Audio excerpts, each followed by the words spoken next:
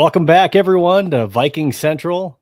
And we got on the road Brett, who's kind enough to join us today, even though he's out with his family. And then again, we have Austin with us.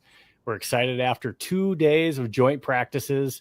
And now we're getting into today's game of the New England Patriots at the Minnesota Vikings. Brett, how are you doing today? I'm doing good, and I want to apologize in advance if I'm choppy at all, or you guys can't hear me or freeze up. I'm on that hotel Wi-Fi, and we all know how that goes sometimes. But I'm doing great. Looking forward to this game. Just kind of see how the process continues to go for this 2025 roster. So looking forward to it.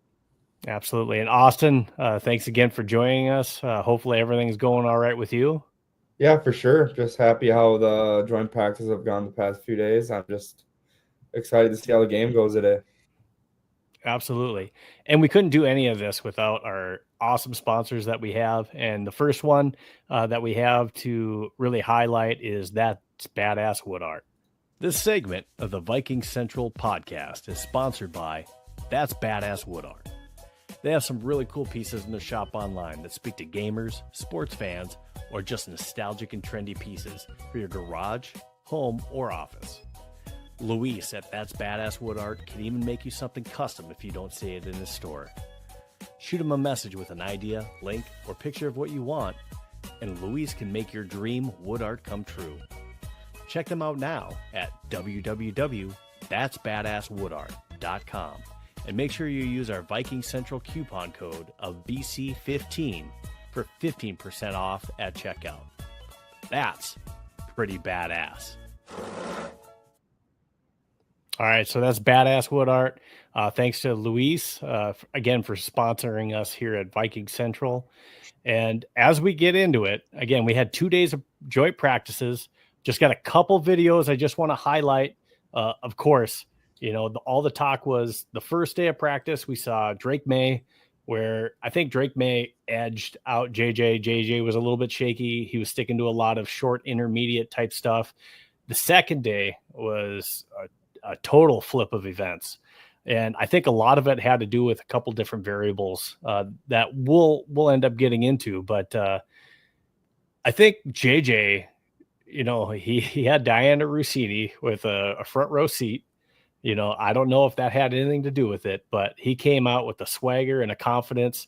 At one point, he threw 13 straight completions in a row, and he went for a total of 17 of 20 and 11 on 11s with 6 touchdowns.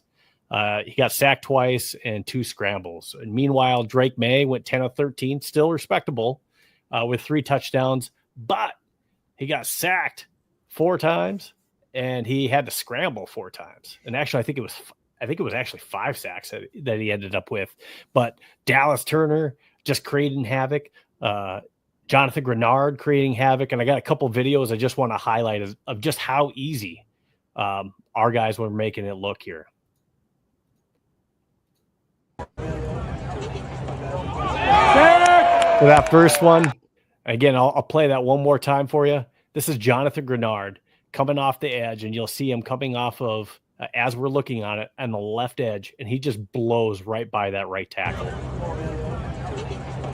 with ease. Yeah. Now, when I take a look at that, was that so much Dallas Turner blowing by, or are we seeing just the difference makers that is Javon Hargrave and Jonathan Allen with Harrison Phillips?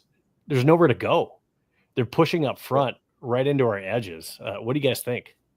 Yeah, for sure. I mean, you look at you see it there. I think the interior defensive line's really helping out the outside rush. But I think in that particular instance, though, I think Grard, he just outmanned him. He was faster and he got right around him. I think that's something we're going to see a lot coming into this year is our guys are coming off of a big year. Everyone's amped up for the rookie quarterback. And then within like you brought up, the interior defensive line, Hargrave's going to make stuff a lot easier for the exterior rushers. But I think what we saw last year was, our guys Grard was great last year. Yeah. Van Ginkel was great last year. They'd push on the edges, but then the quarterbacks they'd step up in the pocket or they'd take off running because we had no inside push. And I think that's the difference. There was nowhere for Drake May to go on that. So even though Dallas Turner burnt by his guy, I mean, our guys are pushing him right into him. And I think that's just beautiful to watch. Yeah, it's definitely a combination of the two. Because we haven't had this combination in a long time with speed rushers on the edges. You still got Dallas Turner, you got Jonathan Grard, Andrew Van Ginkel, Gabriel Murphy might be in for a breakout year. And then, like you said, you got these guys that are able to get that push up the middle. 2 free agent signings that Kwesi signed, and Allen and Hargrave. But then you got Tyrion Ingram-Dawkins, who sounds like he's been playing a lot with the first team just because he's been able to create so much interior pressure. And if those guys can continue to get that interior pressure, I mean, it's wraps for the quarterback, because those guys on the edge, they're coming, as you saw in this video. Their speed is just relentless, and the motors on the guys as well. There's no quit, and it's something that's going to really force quarterbacks to either make a quick decision or take a sack or make a bad decision that leads to an interception. So I can't wait. That's one of my most exciting things about it, is just this defensive line and that group of edge rushers. Absolutely. And I'm going to bring up another video here, and this is Jonathan Grard, and he's facing off against the number 4 pick in this year's draft, Will Campbell, left tackle, picked up, and just watch what he does to Will Campbell.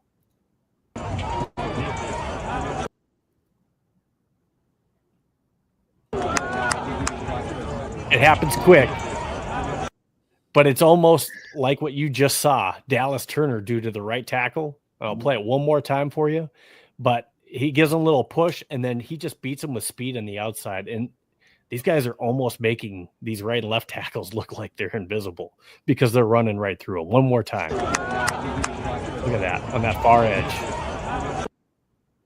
That's just almost like the tackles are standing in concrete almost, which is insane. It just comes back to like the speed of those guys. It's like incredible. And if you do make that quarterback step up in the pocket, who are they stepping up into? I mean, the big defense tackles that we got. It's I'm getting goosebumps, guys. Yeah, and like what our defensive line does really good, that exhibited very well, is he won the inside hands position right away. And like you said, he was stuck in concrete. Once you lose that, your inside hands right away. He lost his position, and that's just something that's really encouraging to see early in camp against a high draft pick too. It was supposed to be really eventually going to be an all-pro offensive lineman there. So just being able to outman him so early in the season gives you a lot of hope going into the season for sure. Now, we talked about the defensive line dominating the Patriots' offensive line. And again, that had a lot to do with J.J. McCarthy beating him out on day 2. Was just the relentless pressure that Drake May saw that JJ and all the other Minnesota Viking quarterbacks have been under duress during this entire training camp. Now, let's just take a look at JJ, and I got a couple of videos here of some of the plays that JJ made, especially on day 2, taking the first one.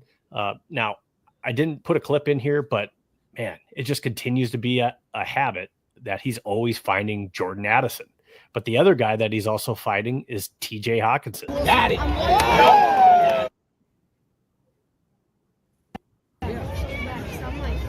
Daddy.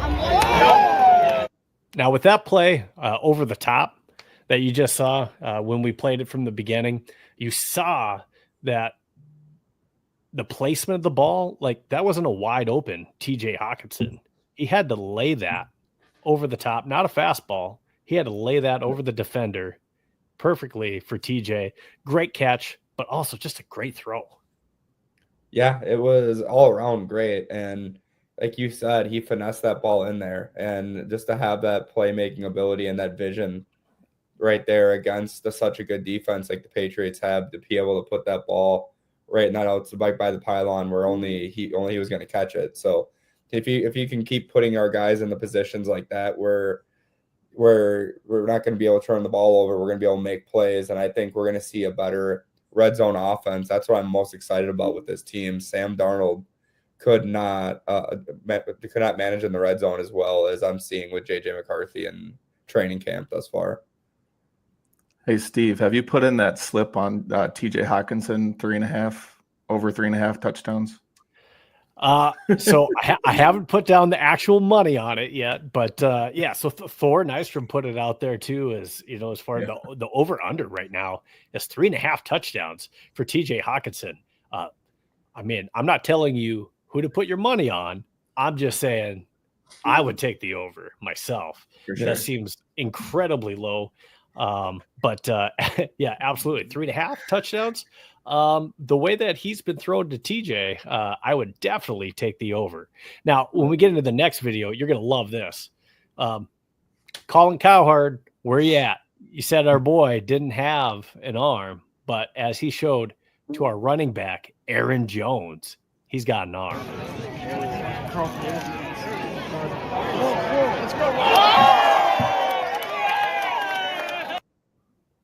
Just a hell of a pass. Yeah, that was amazing. Put him right in stride too. Didn't have to slow up. Put it in.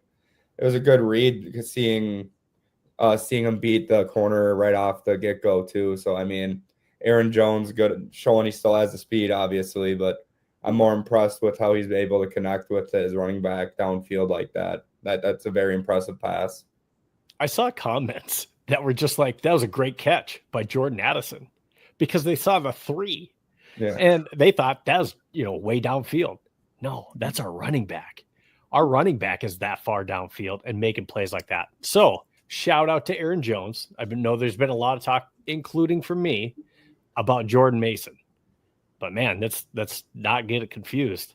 Aaron Jones is still a really good running back that can really catch the ball and has great hands.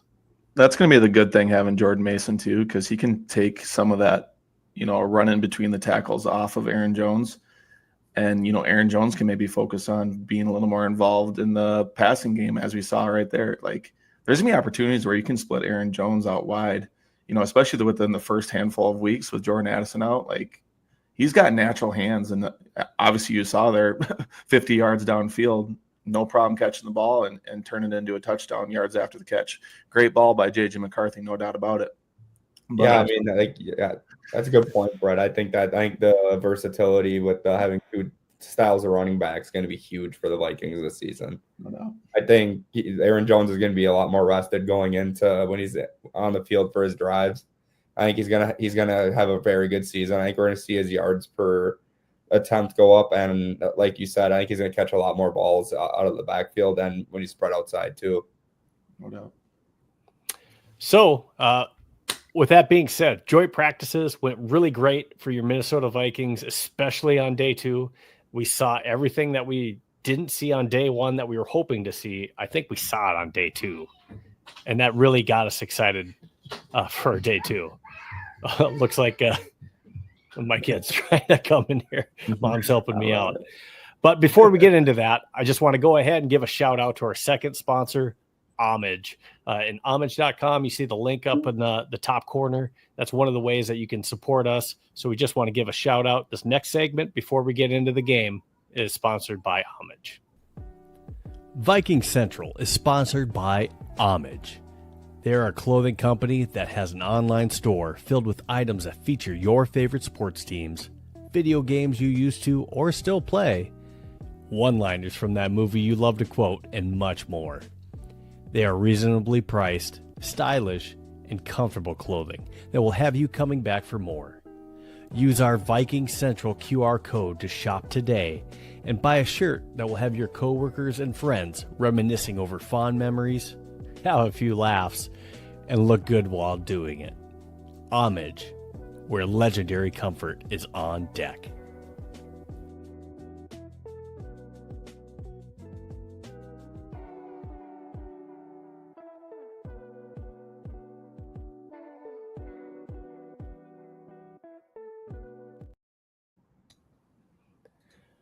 All right, so we're going to get into it. Vikings versus Patriots, preseason game number 2. We're going to talk about some of the matchups that we hope that we are going to see in this game. And again, I think it's not so much the matchups that we're going to see, Vikings versus Patriots, being that the ones aren't playing. We know that J.J. McCarthy is not playing. It does sound like, we'll see a lot of our quarterback share time that we're going to get into with our very first question and matchup that we have for it is matchup number 1, QB3 Battle. We know we're going to see Sam Howell. He's probably going to play most of the first half. We may see Brett Rippon or Max Brosmer be the first quarterback that's brought in next after that, because I think Max has earned more playing time, so he might get more than a quarter, but I would expect that Brett Rippon will get a quarter and Max Brosmer will get a quarter, and maybe a little bit more for Max. But what do you guys see? Who's leading that battle right now in your eyes? And what do you want to see from these two? Well, I think coming into the game today, I think Brett Rippon's going to show a little fire. I thought he got pulled pretty quick from the game last Saturday, and I think it kind of showed with how poorly he played in the preseason game. But going into the game, I think you're 100% right. Max Brosmer has shown that he deserves more of a chance, and he might even be winning this quarterback 3 battle right now. I just want to see both these guys show poise. I don't want to see them try to do too much, try to win the job. I want them to stay within the system and not turn the ball over. No doubt about it. I think Max is leading that position battle so far. And, I can see as much as I need to from Brett Rippon, but my opinion is not going to change on Brett Rippon. I've seen enough of him. He's been in the league long enough. At this point, we know who he is. With Max Brosmer, he's a UDFA who's shown a lot of flashes, probably been the second best quarterback on this roster so far. Like you guys said, I think he deserves plenty. I think he should get the whole second half, in my opinion, to just, manage the game, see what he looks like with a large sample size. I think Sam should probably get a quarter and a little more, and then let Brett finish out the first half, but then just give the keys to Max and see how he does. Just throw everything at him a little bit, and just see if those flashes are still there, how he manages the offense. I'm really looking forward to it because he deserves it, and I think he's going to have a really good showing again versus Patriots. I agree with you, Brett. And I think most Viking fans can't agree with you more, that we would just like to see, we don't want to see Brett Rippon. We want to see Max Brosmer. But, obviously, especially Kevin O'Connell, once being in that position, he's not going to do that to Brett Rippon. So he's gonna at least see some snaps during this game. Our next matchup that we have, Jeff Okudah. So I think we kind of solidified him before going into joint practices that he was going to be our quarterback number 3, but he was getting torched on the regular by Stefon Diggs. Now, Stefon Diggs is a wide receiver 1, and Jeff Okudah is a CB3. And I also saw Stefon Diggs burning at times, getting the best of Byron Murphy Jr. too. So, but is Jeff Okudah losing his grip on CB3?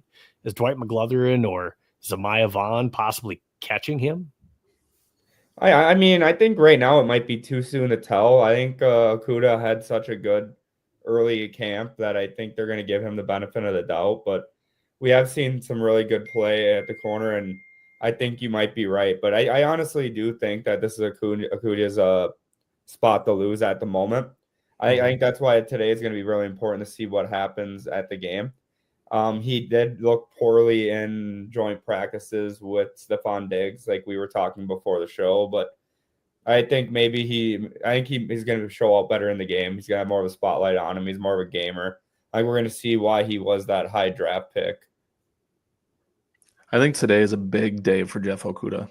He's going to get a lot of playing time along with Dwight McGlothern, Zamiah Vaughn. I know we haven't talked much about Mekhi Blackman, but there hasn't been a ton to talk about other than he should have had that interception in the red zone instead of knocking it down. But it's going to be a big opportunity for him to show that he can continue what he's done in training camp and put it into a game a little bit. Like it seems like he started out really hot and now we just haven't heard much. Which is kind of concerning, but at the same time, I mean, we're not hearing a lot. We saw the stuff with Diggs, but at the same time, like you said, he was doing the same thing to Byron Murphy Jr. So I just want to see him get targeted a couple times versus the Patriots just to see what it looks like. And then, if Dwight McGlothern passes him, I think that just shows you how good Nudi's been playing. And that's also a thing that we can really be excited about because he's a UDFA from last year that we didn't even really expect much out of. I mean, same thing with Jeff Okuda. I mean, when we signed him, did we even expect him to really make the team? Maybe. I mean, we thought so, maybe. But I feel like these are a couple champagne problems, is what Kwesi Dofa calls it, just because these guys, you know, we really didn't expect them to be kind of showing out as much as they are. But I feel like Dwight's really pushing Okuda, and I think today's a big spot for Jeff. So yeah, you're right. I McLovin having a strong week this week, I think too. So yeah, I'm really excited to see this matchup in particular. I think honestly, this might be my first or second favorite matchup that I'm looking at to see where we're going to see on the depth charts. So we saw this in day one of joint practices, and this is something I'm hoping that we can maybe get rid of, especially during this preseason game, is we saw a couple blown coverages. I just want to highlight a couple of those plays before we comment. So I'll have a couple different clips that I'll play for you. Here's one to Travion Henderson, blowing right by our cornerbacks. Again, it's just a blown coverage. And the next one coming right back over the top. We'll play that one more time for the full play.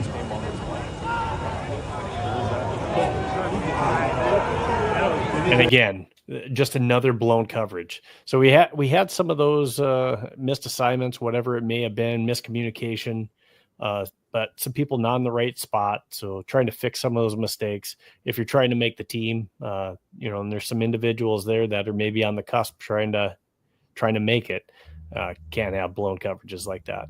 So whether that's a safety over the top, a Jay Ward that's missing an assignment and supposed to be playing that shell coverage and letting the guy by, I'm not sure, but that is something that I did notice at least on day one. We didn't see any of that on day two, but day two was a lot of red zone work. And then other than that, from the 11-11s, they were a little bit farther back, but I didn't notice any blown assignments on day two. Yeah, I mean, it's like you said. I just think it shows you how important. Oh. Go ahead, Austin. Yeah, I mean, I think we were kind of going on the same spot there. I just think it's important to know your coverages and know what's going on in the play pre-snap. And I just think those are things that are coming with learning curves, and I think that's why you hold these joint practices. It's like you said, it's stuff like that can make or break you making the team. So it can be a little concerning, but I kind of like seeing that early on, especially on the first day of the joint practices, because I want to see our team grow from something like that. And we responded. I felt like we had a better day two than the day one. So honestly, I think we did grow. So I think I liked what I saw. But going into the game today, I think that's where we want to make sure we're not missing any coverages. And it just shows you how important communication is, especially on the back end of a defense. Safety's job is to communicate, kind of be the quarterback a little bit in the secondary. And that's why Harrison Smith has been so good. Josh Metellus is a great communicator. We've heard that time and time again. Cam Bynum was a really damn good communicator, and now he's with the Colts, got the big from the Colts. So, yeah, some of these young guys, if that's Jay Ward or Theo Jackson still trying to get into the mold a little bit, you just got to be able to communicate, make sure you let the corner know I'm going to take this, or let the linebackers know. So just to be able to communicate and kind of control the back end of that defense is going to eliminate some of those blown coverages. So, as long as they can continue to do that, I think we're golden. But with Harrison Smith and Josh Metellus back there, the communication is probably not going to be an issue. But there's going to be times where Jay Ward's back there getting an opportunity, and you really got to clean that up. So because we're talking about the secondary, we did see that Josh Metellus did have a moment there where he had an injury to his shoulder area, but it doesn't sound like Kevin O'Connell's overly concerned about that injury. So, he was calling it almost like a small injury to it. So he was signing autographs after practice. So it may not be as serious as we think, and hopefully we'll see Josh Metellus not missing any time, and we'll see him in week 1 versus the Bears. On to our next matchup, matchup number 3, punter Ryan Wright versus Oscar Chapman. who do you got in the lead in this one?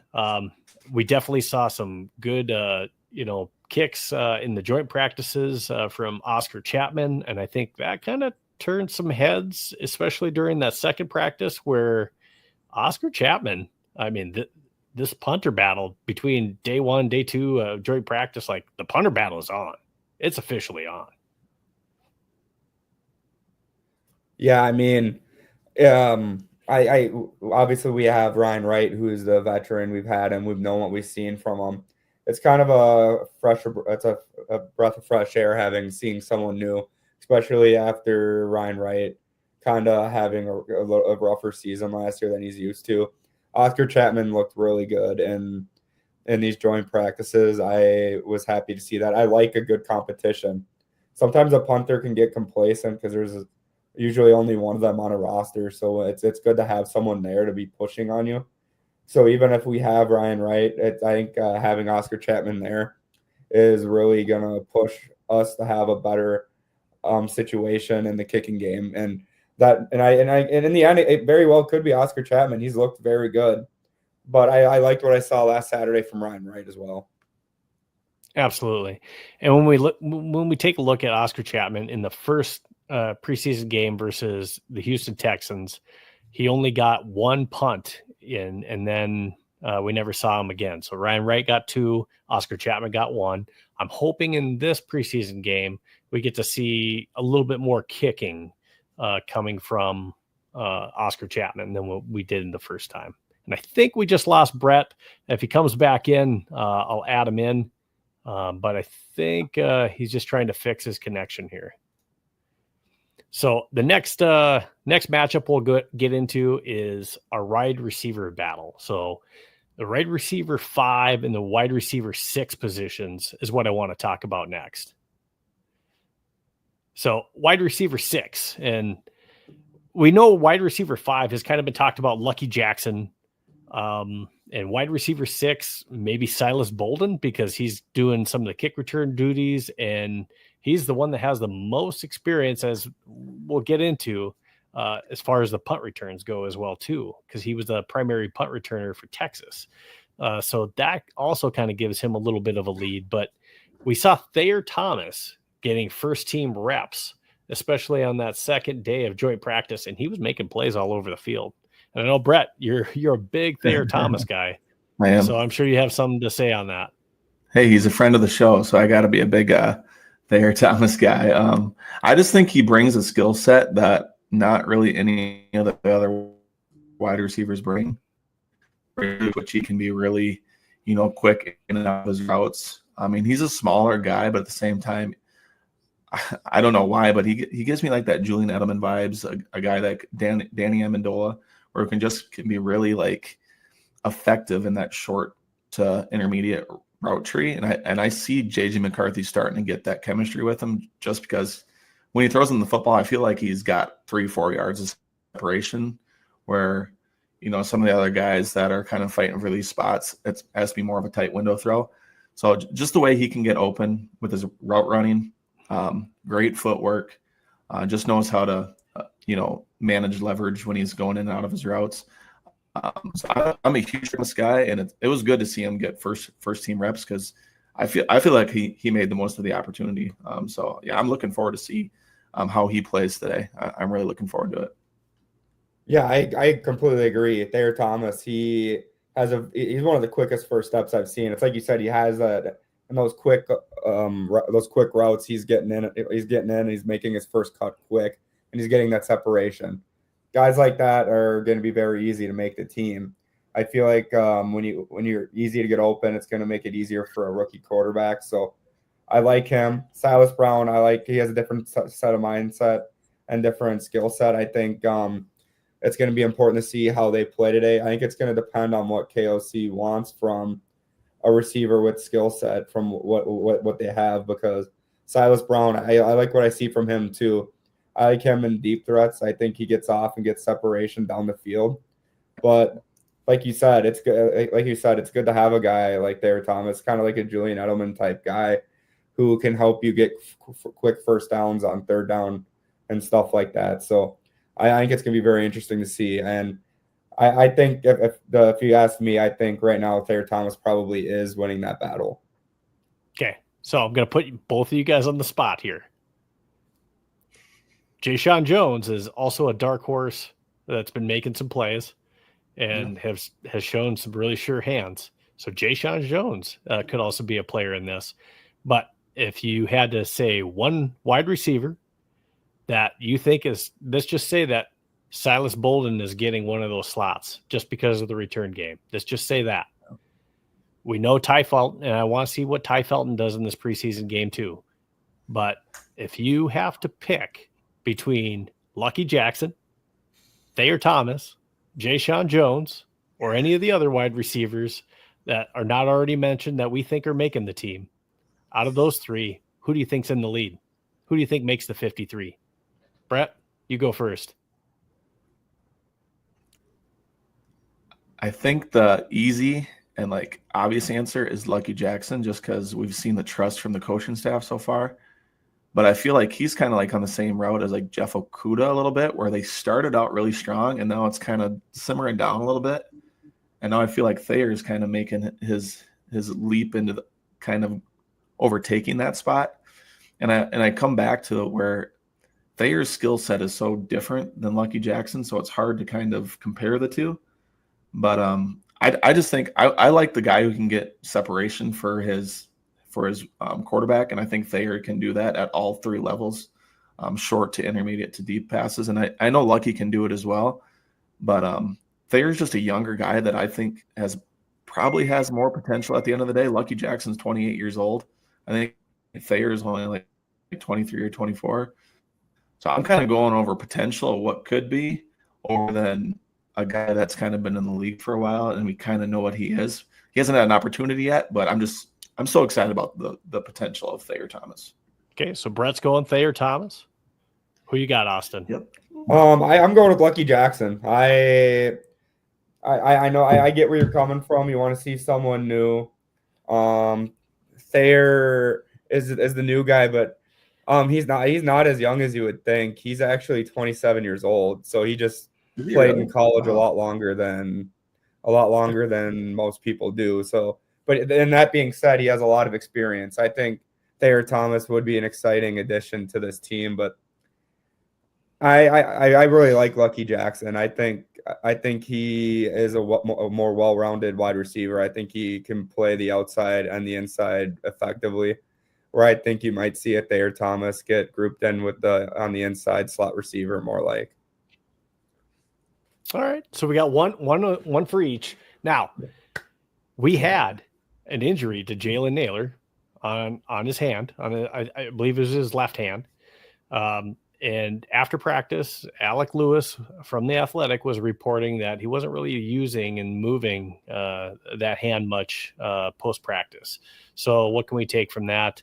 KOC did talk about the Metellus injury, but didn't say much really about the Naylor injury. So what can I take away from that? I really think that's maybe a little bit more serious than what Metellus has going on. So we already had talks of the Vikings potentially, because of depth and Jordan Addison and Jordan Jefferson dealing with a hamstring, we already had talk of bringing in a wide receiver. We talked about it, and we put out an article in it as well too, in which you can read on our Substack. And if you look on the bottom ticker, you can get us on substack.com/look at Viking Central, search us up. We have all those articles most of them are free for you to read. Great material, good in-depth coverage of your Vikings team. But we talked about the different receivers that might be out there. We know that we might see a receiver brought in, I thought, maybe by the end of the weekend. And I think after the Naylor injury, we are for sure going to see somebody at least that we reached out to or maybe brought in. Gosh, by the beginning of next week, I would hope we have another receiver that we're at least taking a look at. Now, that doesn't mean that we don't have the right receivers here on the team. Before we were talking about keeping 6. Are we now talking about keeping 7 because Naylor's hurt too? Maybe. I mean, it's a good point. I think they're going to let these guys kind of battle it out today. just to see what they got, see who shows up, and then they're probably going to make a signing early in the week. I think that makes the most sense. I don't know who it's going to be. Maybe they'll wait till cuts at the end of the preseason to see who's out there. But I know Kwesi's he's pretty patient when it comes to that sort of thing. But I mean, the room's getting pretty thin. It's getting pretty thin. So there's talk of the Panthers possibly having to cut a really good wide receiver, and that might be the Patriots we just saw. Yep. Yeah, for sure. And I honestly think it's unfortunate for guys like Thayer Thomas. If you bring someone in and they have a big camp, I think we're gonna stick with Naylor through his injury. So, these injuries and Addison being out and us needing to bring more depth to the wide receiver room can be unfortunate for guys trying to fight for a spot. So that's kind of why I think the game today can be important. And I got to agree with you guys. I think we're gonna see a signing early next week. I don't think I know Kwesi likes to be patient, like you said, Brett, but I think this is a situation where we're going to see someone brought in, not necessarily maybe someone who's going to be fighting for a starting spot, but someone definitely good enough to add to the battle to the end of the receiver room. Right. And whether it's a Gabe Davis, a Tyler Boyd, Brandon Powell type that comes in here, I still think between Lucky Jackson, Jayshon Jones, Thayer Thomas, one of those guys I think is getting a roster spot. I don't see us putting Silas Bolden on the practice squad just because we have such a big issue right now with the return game. But we'll see what that looks like on the final 53. We're going to go ahead and move on to our next matchup, which we got Xavier Scott versus Ty Chandler. This matchup, I think what we saw in our last pregame was, obviously that win went to Xavier Scott. He had 7 runs for 40 yards. Ty Chandler had 5 carries for 5 yards. Ty Chandler could still, look dynamic with the ball in his hands. But the thing is Xavier Scott he's his vision and finding holes right now is just he's showing he belongs on this team. And I really think he's for sure. I think he's in the lead, and Ty Chandler has some room to gain in today's game. Yeah, I think so too. I think this is my most exciting matchup to look at going into the preseason game today. But I mean, if you look at it, I just think we kind of talked about this last week too. I think Ty Chandler, we know what we've seen with him. He hasn't really progressed like we'd wished he would have. He wasn't hitting the holes very well in the preseason game either. Xavier Scott brings a whole different skill set. He's very good at catching the ball. And I think with that running back 3 spot, you want someone that can kind of do both. I think at this point, it might even be Scott's spot to lose, in my opinion. If I were the one in charge of this, I like having a versatile running back who can catch the ball out of the backfield and can hit holes fast like he was doing. He was seeing the holes open up and he was hitting them hard. He's the type of guy that I would like to have, and maybe he could even in the upcoming years be a bigger part of the offense even. Agreed. And unfortunately for Ty Chandler, I think this battle is wraps. I think Xavier Scott's going to be the RB3. Brett's calling it. He's done some good things for us. I'm calling it. I mean, Ty Chandler, he's done some good things for the Vikings the last few years. He had a couple really good games when was it back when like Dalvin Cook was out or something, a couple years ago anyway.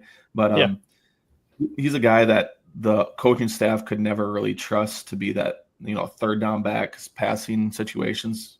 Couldn't really pass block all that well. Protect the quarterback, pick up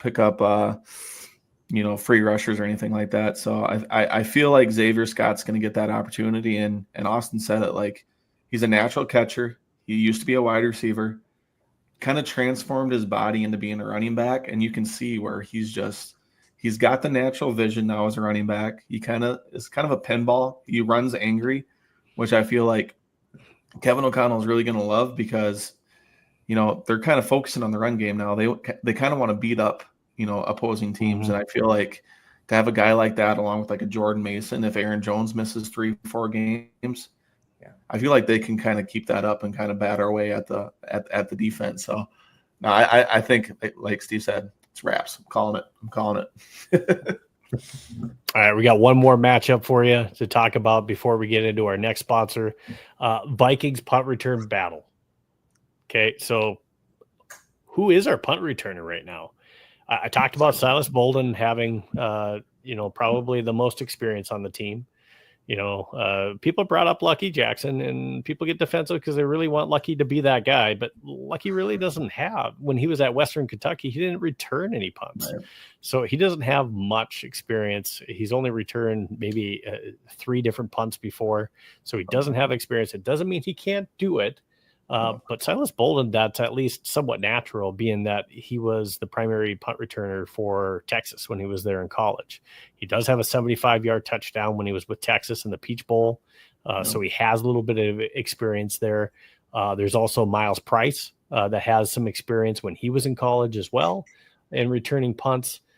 So he could be in the mix there too. But again, then you're jeopardizing Silas Bolden maybe getting sniped off of your practice squad. And I just don't see that happening. I think it comes down to if like the Vikings could bring back in Brandon Powell, like for that wide receiver spot, and then he could just be the punt returner again just because he has more experience. But I do want more explosiveness from a punt returner, and I feel like Silas Bolden really brings explosiveness, that big playability. He's natural doing it. Brandon Powell, I mean, he was reliable fielding the punt, but then there was nothing after it. Even if there was room, like there'd be times like, why'd you fair catch that? There'd be times like, why didn't you fair catch that? And then, a play that could have been like a 25, 30-yard return. He doesn't look as natural. Exactly. And I feel like Silas, he has that game-breaking ability that we haven't had since like a Marcus Sherrills in the punt return game. So I feel like you give Silas the opportunity and just let him run with it. But I feel like it's going to depend on who they bring in at wide receiver and if he has any punt return, experience. But no one else on the roster does, as you pinpointed, Steve. And for people that are talking about Cordero Patterson coming in, he's 34 years old. He broke his own release from the Steelers, but he's 34 years old. He was a kick returner. He was electric and possibly even the greatest kick returner in NFL history. But he was not a punt returner. Mm-hmm. And he's older and up there in years. So are we wasting a spot when we need a wide receiver, an actual receiver, not necessarily someone who's a punt returner on a spot like that? And like you said, Brandon Powell, he does something for me in the receiving game more than he does for me in the punt return game, if that makes any sense. I agree with that. Yeah, I mean, I think not to beat a dead horse here, but I don't want to see anyone other than Silas Bolden, assuming we don't bring in someone. Silas has done it in big games in college. He's had the national spotlight on him while doing it. And like you said, in the Peach Bowl, he had a 75-yard return. He's a lot more exciting than what we've seen in the past. I don't even want to see someone else back there. I just think that's his spot to lose. Obviously, we're going to put other people back there to create a competition and have people for second team, but I think it has to be Silas Bolden back there. I'm happy we all agree on that. I hope he has a big return today. Just show the coaching staff, go break off a 30 to 40 yard punt return. It doesn't even have to be a touchdown. Just show your explosiveness a little bit, and just show you're ready for the job. And I think it will be his in the long run. So, all right, so it's that time. We have an exciting new sponsor that we want to preview for you, and that is SeatGeek. So SeatGeek is on board for this NFL season. So SeatGeek, get your NFL tickets this season with them. They partnered with us, Vikes Central. So use code Vikes Central and get $20 off a $50 or more purchase. So that code's eligible for all tickets. So whether you're going to a concert, sporting event, go to SeatGeek.com. Go ahead and get your tickets and make sure that you use that code Vikes Central. So thank you, SeatGeek, and welcome to the Vikings Central family. So thank you so much, SeatGeek. And on the bottom, if you need it, we got to roll on the ticker in case you forgot it. It's on the bottom, Vikes Central. All right, so we're going to go ahead and get back into our matchups. And the next one that we have, we kind of saw him highlighted in during practice too. He kind of popped up, Elijah Williams, on the inside defensive line. Does he push his way in the 53-man roster? Does he beat out a Levi Drake Rodriguez and a Taki Taimani potentially for a spot? Now, we'll get into the 53-man roster. I think possibly even this weekend, we may unveil our first 53-man roster, at least what I think is a 53-man roster. We might get some different versions of a 53 and what that looks like. But Elijah Williams, what do you got?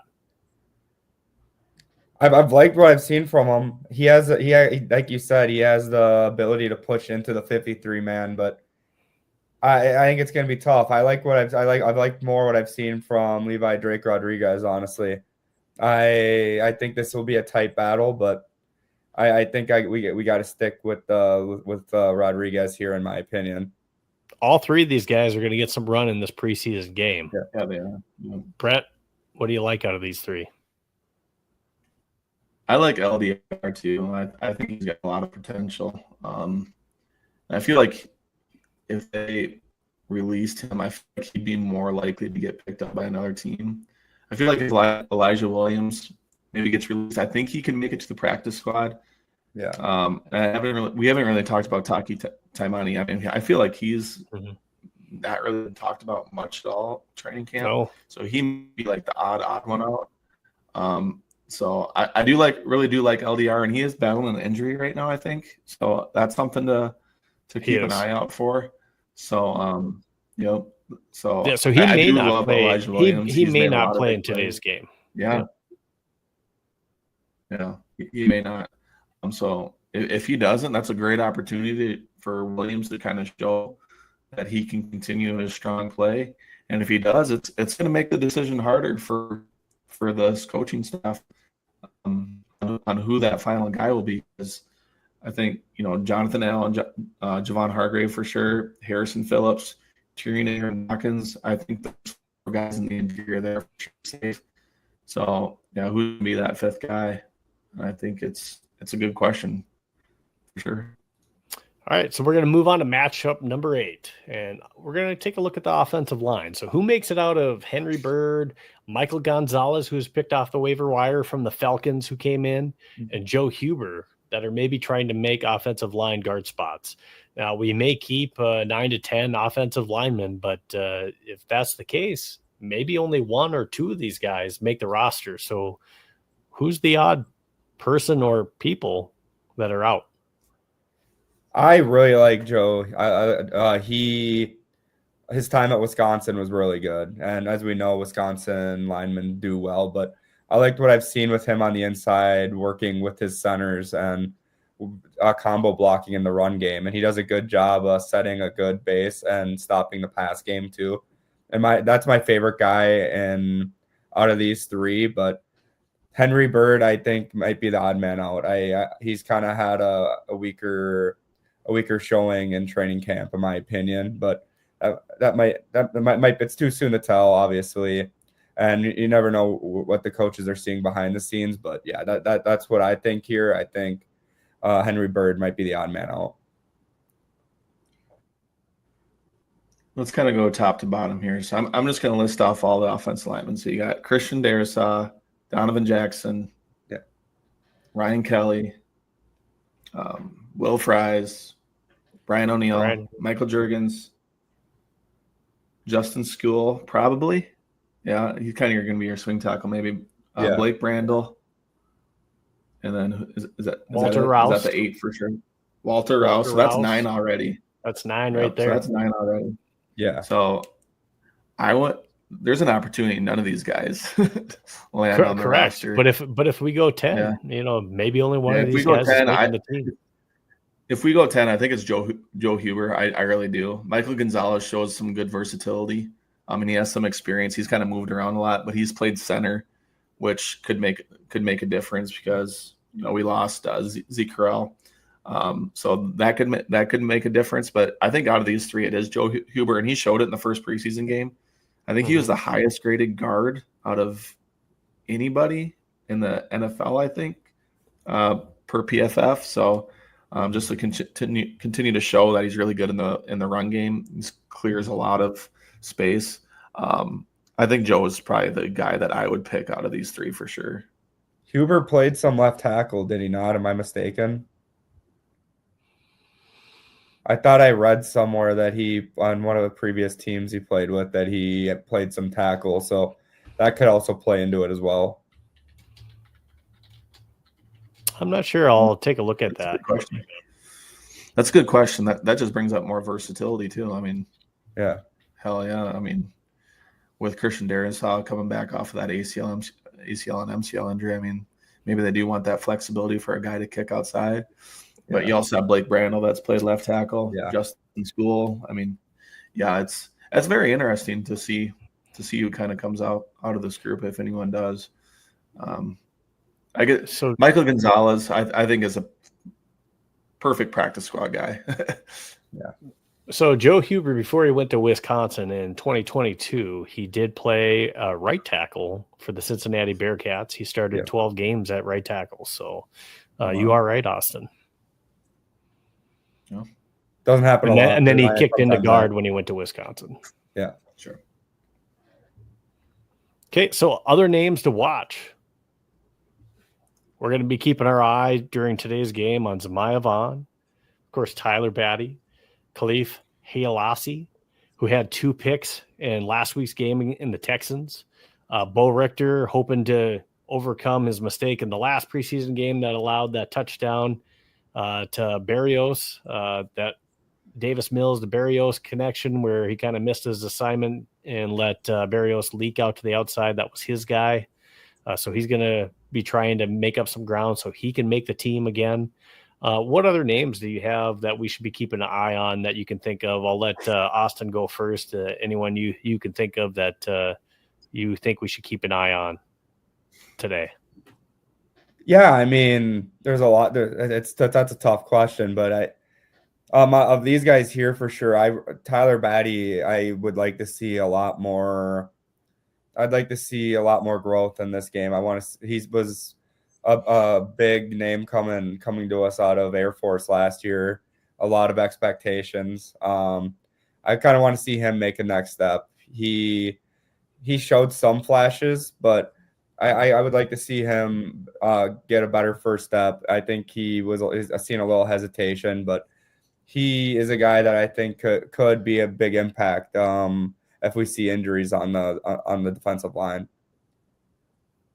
And I think Zamiah Vaughn's making the team, so I don't think that's a shocker. We want to watch him because we want to see more of him. But what else you got, Brett? Yep, I think Zamiah Vaughn is making the team. I think Bo Richter's making the team too, in my opinion. And I don't know about Batty. I think he's probably a practice squad guy. Halisi's going to be a little tougher because he showed some ball skills, but I want to see Kobe King make some plays on defense. Absolutely. He's going to have a good opportunity. They released Brian Asamoah, so they must have some confidence there. Even show up in special teams a little bit, make some plays on special teams. So I'm really kind of eyeing Kobe King a little bit today. Just kind of being around the ball on defense. And then again, like I said, making some plays on special teams. So that's one guy that comes to the top of my head. And then also Jay Ward. I want to continue to watch him grow at that safety position because he is going to be the 4th guy. He's making the team. He's going to be the 4th guy. And if he does have to play, Harrison Smith's 36 years old. Josh Metellus, I mean, he should be fine, but he might have to play some snaps this year. So I just want to see how his development's been going on the back end of that defense as well. Now, if we're talking about Khalif Hayalasi, he came into last game and actually had a little bit of swag where he's like, nobody's talking about me right now, but after the game, everyone's going to be talking about me. And sure enough, he had 2 picks. And what if he comes out with another great game and maybe another turnover, a pick again in this game? I mean, we may have a conundrum of what we do with Khalif. No, that's very true. And this team has shown, and like last year, we're ball hawks on defense, and Halasi having a strong showing, putting himself in position to be around the ball is always a big aspect that is important for safeties. I could see that happening. I think he's going to put himself in the good positions, and especially if Drake May plays, he might try to extend the ball deep, and it might see a good opportunity for that. And that kind of brings us into our last topic, different Patriots to take a look at that are going to be playing in this game. Drake May, maybe. So we haven't heard that he won't be in the game, but Drake May could be playing. So we'll keep an eye on that. So if you're wanting to see how we do against Drake May and maybe some of the ones, if Drake May is going to be playing, and then Trevion Henderson. He was one of those individuals in one of those videos with the blown coverages that we shown. And obviously he's a downward runner where Ramondre Stevenson is kind of coming off of an injury right now too. He was on the bike during joint practices. So Trevion, how much run does he get? And again, some people think, and if we're talking about fantasy, he could be the starter as well too. For that team. And then we have other Vikings trying to make the team. We got Trevion Henderson, Vidarian Lowe, and we lost Brett again. Vidarian Lowe trying to make the team. Joshua Dobbs is on that team trying to make it. There's like 9-10 different Vikings, former Vikings that are on that Patriots team that are trying to make the team. So, so there's different, if you had different connections with former Vikings, Tonga is, a starting nose tackle for them. You can really just kind of watch the game and kind of point out some of the former Vikings that you still kind of root for. Those are different Patriots that I can think of that maybe you want to keep an eye on just to see how they're doing. Yeah, for sure. Trevion Henderson's going to be interesting to see how our defense tackles him in the game today, because he's a guy that can be a little shifty. He can have a little power too. So I think he might give our defense some problems. So I hope not. That's why I'm kind of keeping an eye on him. I think that'll be interesting with the first couple of drives, how our defense plays. But I'm kind of excited to see Josh Dobbs. He's kind of a flashy guy. He helped us out here in Minnesota. I enjoyed watching him, so I always wish him well. So hopefully he does well other weeks, but not this week. Absolutely. And I just want to make sure that, I put it out there before we take off. Austin, what else do you got to say to the rest of the audience before we cut this video in the end as we get into this Vikings Patriots pregame end? Is there anything else you want to say to the audience? Yeah, I mean, just don't overanalyze the game today. Just have some fun watching it. And it's preseason. You got to remember that this isn't the product that we're going to be seeing on opening day. So just go in there and enjoy it. And hopefully we get some good fun battles in our QB room and our running back room is what I'm interested in. So hopefully Max Brosmer plays well, as I'm a big Gopher fan. So, yeah, just like I said, enjoy the game. Football's back, baby. Absolutely. And another thing I just want to put out there before we leave is thank you so much to our audience members and those that are. Oh, and I almost forgot one thing. Is we had a couple questions that we had that we should make sure that we answer. And the first one was, who is your sleeper in the wide receiver room? And this comes from Freddie Watkins at Freddie Vikes on X. Who's your sleeper in the wide receiver room? I'm going to go ahead and go first. And my sleeper is Jayshon Jones. And not many people are talking about Jayshon Jones. And just I haven't really seen him do anything negative. It's always been great plays where he's making plays and he's a catcher with his hands. He's really been making a lot of good plays that I've seen in not only training camp but also in the joint practices. Yeah, I mean, mine, you have to stick with me on this one. I'm going to go with Felton only because I feel like what I've seen from Felton, if we don't add anyone to in free agency here, as I think we probably will and should, I think Felton could see a big role in the season. I could see him passing Naylor. I really like what I see from him. He does a good job with jump balls. He runs good routes. I think his versatility is going to be a good asset for this team in this season. Okay, so Ty Felton, I want to see more. There's been, talk of his drops and stuff like that during training camp and and during the joint practices. So hopefully he steps up and takes that next step in this preseason game number 2 today. And the next question that we had comes from Parker at You Got Mossed, LOL, also on X. He says, what players need to perform well in this game to earn a roster spot? So I think this one's too easy, honestly, and yeah. I'm going to take the easy way out here because I think it's writing's on the wall. Brett was talking about it earlier. Ty Chandler needs to have a big game today. I think Ty Chandler is on the chopping block, and I think he may not see the third preseason game if he doesn't play well today. Absolutely. I think you kind of nailed it on the head. Ty Chandler is definitely one of them that has to play great to be able to make this team. And just another one that I want to highlight to make sure that he earns a starting roster spot is maybe Jeff Okudah. Yeah. I don't know if he's going to be playing himself in this game or how much he may be playing. But let's just say Zamiah Vaughn and Nudie and Mekhi Blackman playing this game, and they all play great. I think that doesn't do any justice to Jeff Okudah's case of holding on to that starting cornerback 3 spot. So I think Jeff Okudah needs to play a game to earn a starting roster spot. And then if I'm just talking about a roster spot of who needs to play well, I think we kind of talked about it on the wide receiver piece as well. So Lucky Jackson, you know, are you going to get that final spot? Thayer Thomas, where are you at? And then Jayshon Jones, is my sleeper. And then Silas Bolden. So you still have to have a productive game of kick returns, punt returns, and maybe showing that you can be also a threat in the receiving game. I think those guys are all vying for potential spots, and they're trying to prove that, hey, you don't need to bring a wide receiver in out of free agency, even though we probably would. And I think we should at least to take a look at them to see how they compare in the chemistry before, it's too late to bring somebody in and gain that chemistry with their quarterbacks.